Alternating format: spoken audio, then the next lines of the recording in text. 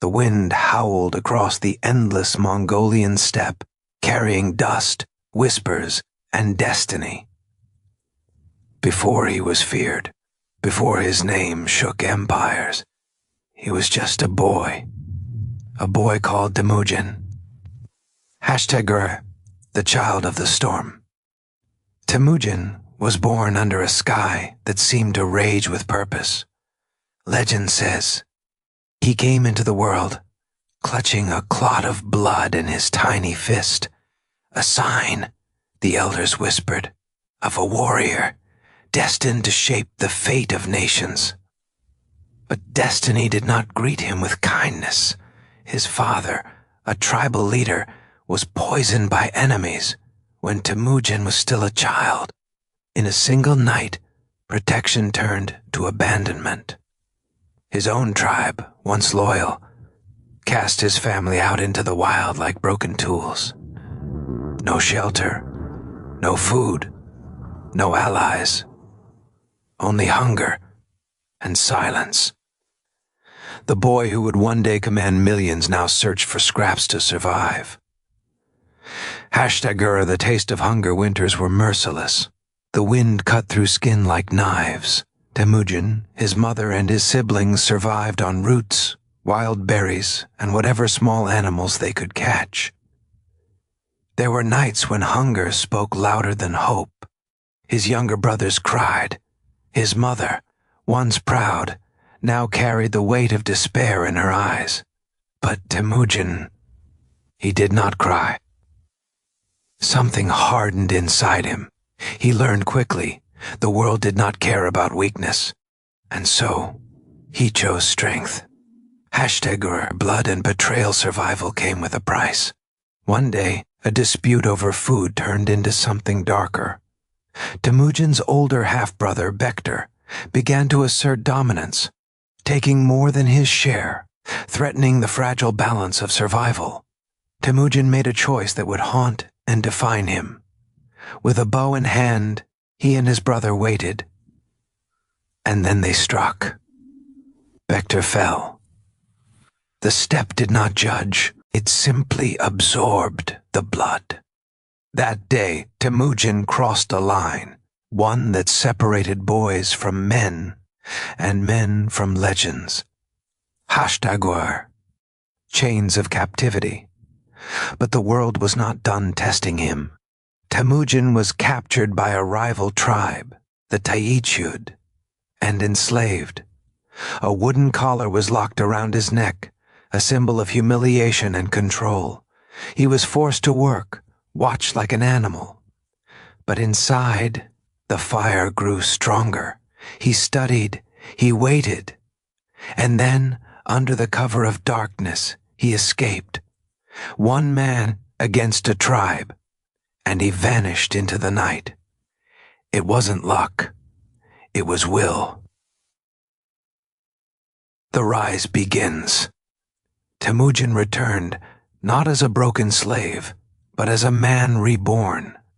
He began to gather followers, not through fear, but loyalty. Unlike other leaders, he did not care about noble bloodlines. He valued skill, courage, and trust. A poor herdsman could rise. A former enemy could become a brother. This was new. This was powerful. People didn't just follow Temujin. They believed in him. #rare brotherhood and betrayal among those who stood beside him was Jamuka, his childhood friend, his blood brother. Together, they dreamed of unity. But dreams can fracture. Jamuka believed in tradition, the rule of nobles, the old ways. Temujin believed in something different, something dangerous, equality. Their bond shattered. Friendship turned to rivalry, and soon to war. #war of the steppe. The Mongolian plains erupted in conflict. Temujin's forces were smaller, but sharper, faster, more disciplined. He reshaped warfare itself. Soldiers were organized not by tribe, but by loyalty and structure.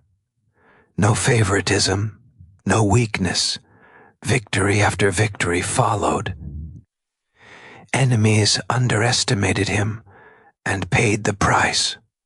Jamukha was eventually defeated, and when he was captured, he was offered a choice: serve or die. Jamukha chose death. Temujin granted it, without spilling his blood, as a sign of respect. Even in victory, there was dignity. The birth of a Khan. One by one, tribes fell or joined him. The scattered clans of Mongolia, once divided by hatred, began to unite under a single banner. For the first time in history, the steppe had one ruler. In a grand assembly, leaders gathered. The air was thick with anticipation.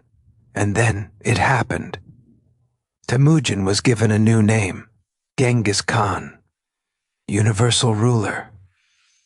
The boy who had starved, the slave who had escaped, now stood as the master of an empire yet to be unleashed. The fire of conquest. But Genghis Khan was not satisfied. Unity was only the beginning. He turned his eyes beyond the horizon, toward kingdoms rich with gold, cities filled with power, empires blinded by arrogance. His army moved like a storm, fast, relentless, unstoppable. They crossed deserts, scaled mountains, shattered armies many times their size. Cities that resisted were destroyed. Those that surrendered were spared. It was brutal. It was strategic. It was effective. Gur, the man behind the legend. Yet beneath the conqueror, there was something more. Genghis Khan enforced laws that protected the weak, punished betrayal, and rewarded loyalty. He banned the kidnapping of women. He promoted religious freedom. He created one of the first systems where merit mattered more than birth. He was not just building an empire. He was reshaping a civilization.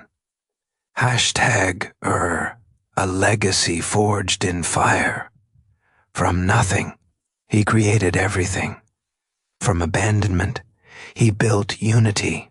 From pain, he forged power.